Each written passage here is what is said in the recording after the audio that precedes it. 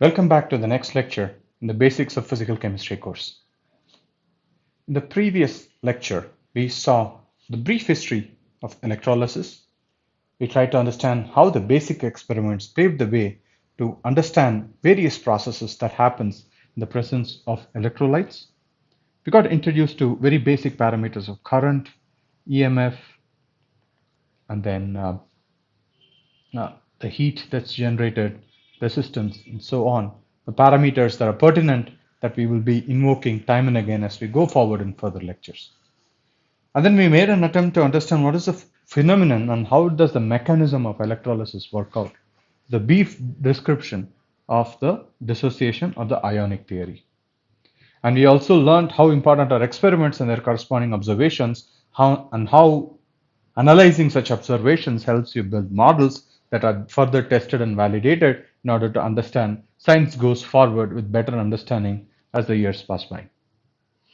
In today's lectures, we'll be going forward with this course where we'll be trying to look further into details of Faraday's laws of electrolysis, followed by quick summary of its applicability and significance. And once again, I'm continuing from the textbook that I did teach in the previous lecture, which is an introduction to electrochemistry by Samuel Glasstone.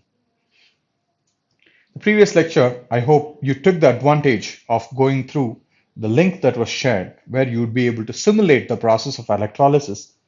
And in this process, you would have learned how does the anode behave, how does the cathode behave, what processes happen in form of transfer of electrons in the anode, cathode, the electrolyte, and the wire, and the influence that's played by the voltage, current, and the total duration. And in this current lecture, we'll be taking this further to quantitate Faraday's law of electrolysis. So let's take a look at what is the first law of electrolysis that was put forth by Faraday. His extensive research across very diverse conditions of different metals that were used as electrodes, different electrolytes, he was compelled to postulate a few laws. The first law goes such as this. The amount of chemical decomposition produced by a current is proportional. So let's write it. The amount of chemical decomposition, let's call it W, since it's gram weight, we'll call it in grams, produced by a current is proportional to the quantity of electricity passing through the electrolytic solution. The quantity of electricity is basically the charge that's going to be given by the product of current to that of the time, that is the duration. Sorry that I'm using Q here where I used it for heat previously. So you can take it as small q, where q is the charge. So it's going to be given by, or rather, the weight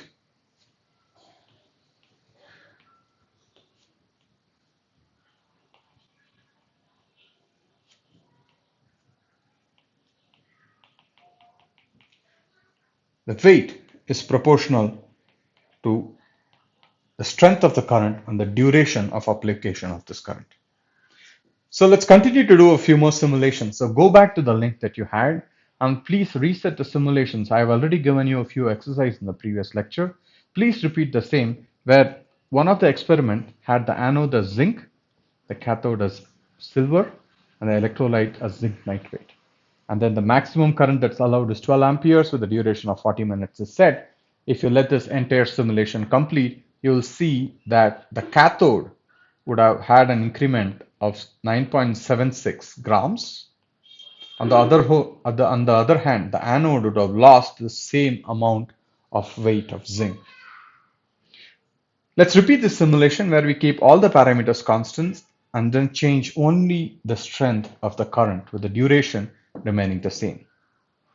If such an exercise is repeated as you see here, you're going to have 4.88 grams, that is excess of where you started with. Of course, the main difference being the current has been halved, I equal to I prime by 2. Let's assume this is I prime, this is I.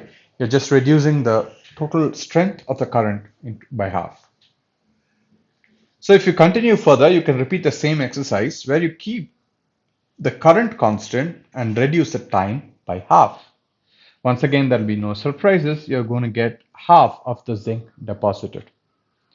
I want you to recollect the proportionality constant that we introduced here, that the weight of decomposition or the deposition, whatever you want to call it, is proportional to the product of the strength of the current and the duration. So if you half either of them, the total weight ends up becoming half. On the other hand, we can also ask a question, what happens if I half both of them? So you're going to get a product of half and half. Let's take a look at that as well. That'll be the last simulation where you keep once again all the conditions of the electrolytes and everything constant. You just half the current and half the duration as that of the third experiment. So therefore, what you're going to see is that you're going to have half of what you did see the previous two simulations, as you see in this example. So this is a very important observation that was made by Faraday, and this led him to postulate the first law, where he said the total decomposition or the deposition of a metal is going to be proportional to the product of the current and the duration of application of such a current. So this is basically summarizing what was learned. Of course, this also helps you understand how to systematically set up experiments. When you say the weight is proportional to current and duration, if this is your hypothesis, the way you would carefully set your experiment is to change one variable at a time.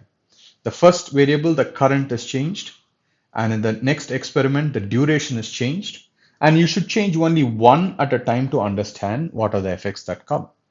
So basically, you're trying to understand what is, let's say, it's proportional to I power n and t power m, where n and m are the corresponding power to which each of these are raised. And remember, W could be proportional to them, but it could be varying. For maybe it could be I square times T3 by 2 or something like that. So the first two experiments help you understand there's a linear relationship, that it's an I power 1 and T power 1. And then just to validate things any further, if there are any second order effects that come, meaning that maybe when you change both, there could be some other effect. We ended up halving both current and duration, and you see it affects the mass by 1/4 of where you started with. So this is how basically people design their experiments. Always one variable is preferably changed at a time. The variables that are involved here are current and the duration of application of the current. And just to see whether the desired dependencies are indeed established, or rather, in reality, people actually do such experiments to figure out what are the dependencies of a given variable. Now, how do other physical parameters affect such a measurement? So this was the next question that Faraday and others during that time had. Some of the important observations were when a silver nitrate solution was tested against different conditions. For instance, just the pure silver nitrate versus the silver nitrate mixed with potassium.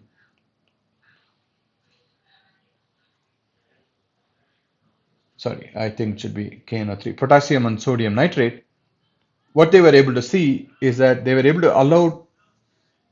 to change the temperature across 20 degrees Celsius to 260 degrees Celsius. And when such an experiment was repeated, such that you have a mixture and at the same time you're able to change the temperature, if you pay close attention, the differences in values are coming much smaller, right? So only the last two decimals is changing. And they were able to show that the weight that got deposited in these experiments as a function of temperature is very small. So this is able to establish the fact that change of temperature does not affect the degree of deposition that ends up happening. On the other hand, for this example of silver nitrate, even change a solvent to something that's an organic solvent, which is able to reduce the temperature to -55. Remember, 20 degrees and 260 degrees Celsius were observed. Now, if you're able to do it at -55 degrees, it gave similar results, indicating the fact that irrespective of whichever way you go in the temperature, as long as the silver nitrate and the silver metal are pure, you're going to get similar results. And change of pressure to about 1500 atmospheres also do not show something that's very much different. And importantly, they also tried repeating the same experiment with silver iodide, which actually forms a solid, and they were able to show that solid electrolytes also behaved the same way. I encourage you guys to take a look at the table given in the Samuel Glasstone textbook in chapter 1, table 3, where they are able to show some data to show this. I'm not showing this because you're going to see the same type of effects that we just saw in the previous set of slides. So having convinced one that the weight of deposition is directly proportional to the strength of the current and the duration, which doesn't get significantly affected by temperature or pressure or even the phase, of the electrolytic solution that one is using. Faraday was also able to go forward and postulate another dependency that he was able to observe. The amount of substance liberated or deposited, once again W in grams, produced by a given amount of current. So basically, if you're keeping IT constant, he was able to observe it's proportional to the equivalent weight of the element that he is looking at. So this is actually called the chemical equivalent weight. We'll be defining what is an equivalent weight for different chemicals in the forthcoming lectures when we are looking at the review of concentrations. For instance, if the same amount of current is passed with an electrolyte being H2SO4, about 37.9 milligrams of hydrogen evolved. Similarly, when the same thing was repeated with silver nitrate, about 4.048 grams of silver is involved. So basically, since both of them are univalent in this case, so I did make a mistake. It's K2NO3 and Na2NO3. Okay. So in this case, if you take a simple division of 4.0428 divided by 0.0379, you'll get a certain number that's close to 106.69 or something like that. So similarly, taking a ratio of the atomic masses of silver to that of hydrogen, you're going to get a similar number. So what one is able to see is that if a definite amount of current is passed, depending upon the equivalent, chemical equivalent weight, the deposition ends up happening. I'll leave it to you guys to take the ratio of copper to hydrogen element. So in this case, it will be something where it will be slightly different. Remember, copper is going to be copper plus 2. So the number of electrons that's going to be involved is 2, while in the other cases it's 1. So therefore, instead of getting basically the ratio of atomic weights, it's going to be divided by 2, largely because there are 2 valence electrons that are present for copper. So let's repeat the same endeavor by doing a bunch of simulations. Let's start from where we left off last time, meaning that we'll use the zinc anode, silver cathode, and zinc nitrate solution, 6 amperes and 20 minutes duration. And if you might remember in the previous simulation, about 2.44 grams got deposited. Remember, in this case, the atomic mass of zinc is 65.4.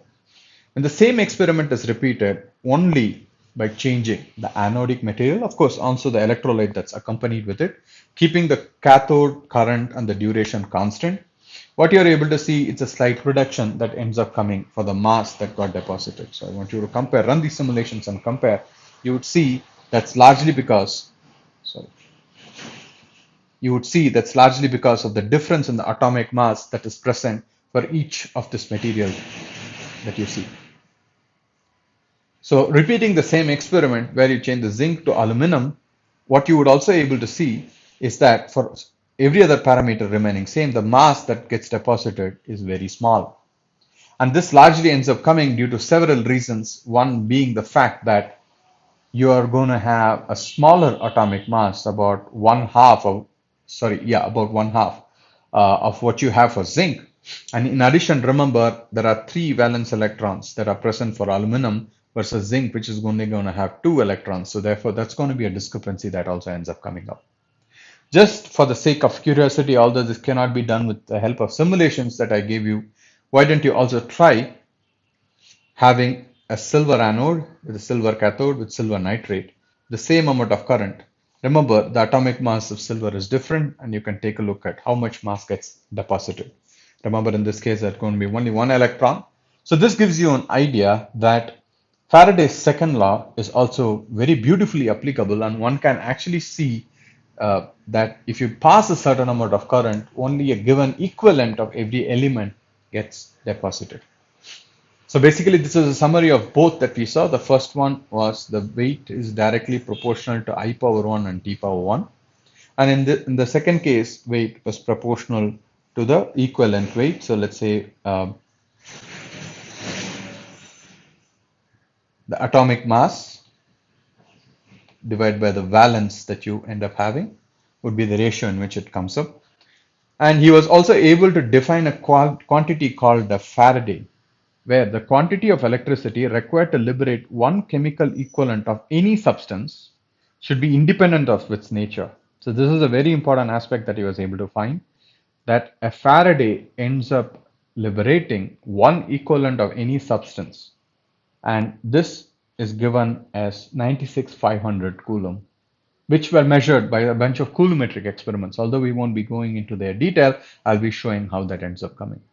Of course, there are different values that one ends up using. If you use a silver nitrate solution, you're going to get 96485 coulombs. On the other hand, if you use the iodide coulometer, you're going to get something like 96515. So which is why people end up using 96500 coulomb. And for all practical purposes of this class, we are going to use this expression only without any further deviation.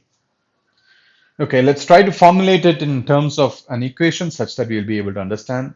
If X is the equivalent weight of a given chemical, which is the ratio of the atomic weight U to that of the valence Z of any element, set free at an electrode, then 96500 amperes flowing for 1 second.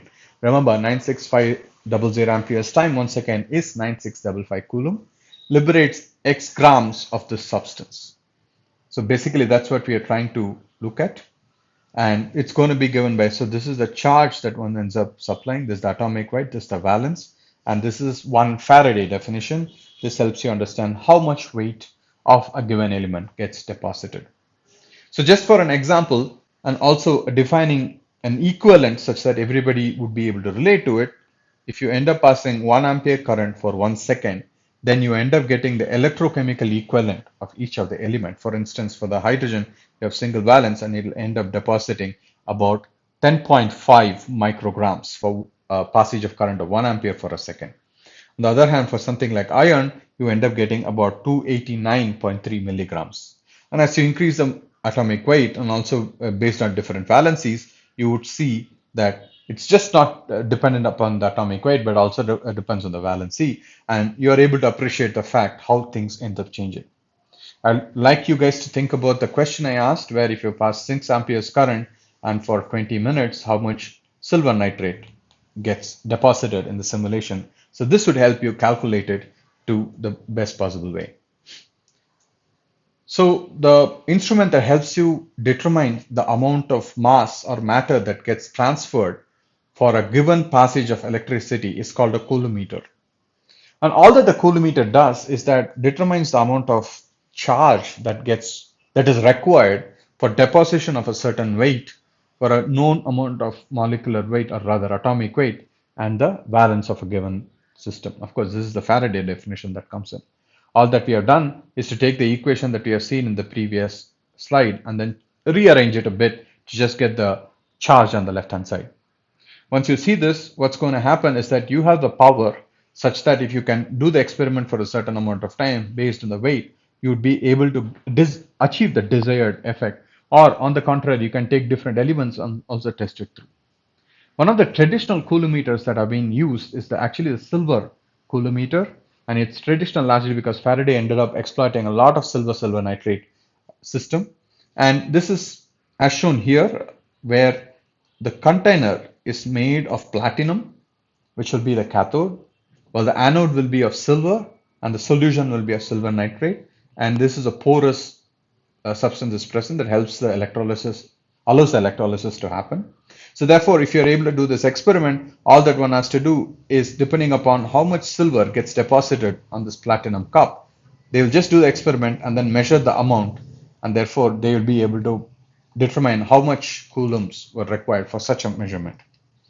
And some of the important things that they were able to understand from these experiments initially was that the purity of the silver and silver nitrate matters a lot. Any impurity that might be present ends up resulting in more erroneous measurements.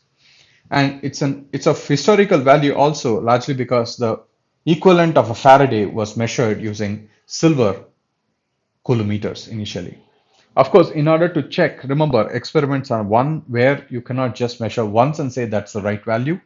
People tend to repeat it in different orthogonal ways, meaning that changing the apparatus and even changing the system that one works with just to see whether similar measurements ends up coming. And in this case, what they were able to do is also measure it using an iodine coulometer, and they were able to actually get the reliable value. This is where they got 96,515, and for silver they get 96,485. So two independent measurements giving the same value makes one believe that it is indeed the true value that you're measuring. And of course, there are other coulometers that are more convenient than the silver and the iodine one. So copper coulometer is one that's quite cheap, and people end up using the copper metal and copper sulfate for such measurement. And for very small currents, it would be very helpful if you can have a gas electrode that works, because one can measure the amount of, let's say, oxygen gas or hydrogen gas that evolves. And remember, gas has a larger volume for a given mass, and therefore very small mass that might get deposited could be easily detectable using an electrolytic gas coulometer. Another practical coulometer that people end up using is a mercury coulometer, where it's just of the similar kind of the silver coulometer, but the only advantage is that the fact that mercury is quite heavy and therefore acts under the influence of gravity is exploited, such that where instead of getting deposited on the cathode, it ends up gravimetrically moving into a scale from which one can actually measure the amount of mercury that gets displaced from the anode to that of the cathode, and therefore direct measurements are feasible. And for instance, if you're taking it to a given place to measure, it's much more portable than any of the other ones, and it's directly measurable, making it much more easier. Because there are a few assumptions that go with such kind of measurements, that there are no secondary reactions that are happening. For instance, the anode cannot get oxidized due to some other reason, so this should not be happening. Or for that matter, the conduction that comes up should only be of electrolytic in nature. If there is also partial metallic type conductance, these measurements will not reflect the values that you're anticipating to get. And with that being the premise, we are finally here to understand the very fundamental particle that's involved in electrolysis. Once again, this is the rearranged equation. Q is the product of strength of current and the duration of application of this current. If one is trying to do for an element that has a single valence, and then what we are able to see is that U by W is actually the number of moles, and for 1 mole of one valence electron system, you're able to see the charge would be of a fundamental nature. And in fact, this is one of the earliest measurements or estimates of what is the charge in the fundamental particle, which is the electron. Remember, J.J. Thomson's experiment was not done until 1900s. So remember, we are still in 1800s. This is one of the initial measurements that gave the charge of the electron as 1.6 into 10 power minus 19 joules. Of course, people did not recognize electron for a very long time, but you are able to reflect the fact that the very fundamental particle that comes up in any of the anodic reactions, for instance, you're having oxidation that happens where zinc becomes zinc plus 2 electrons. Electrons is the way the transactions happen.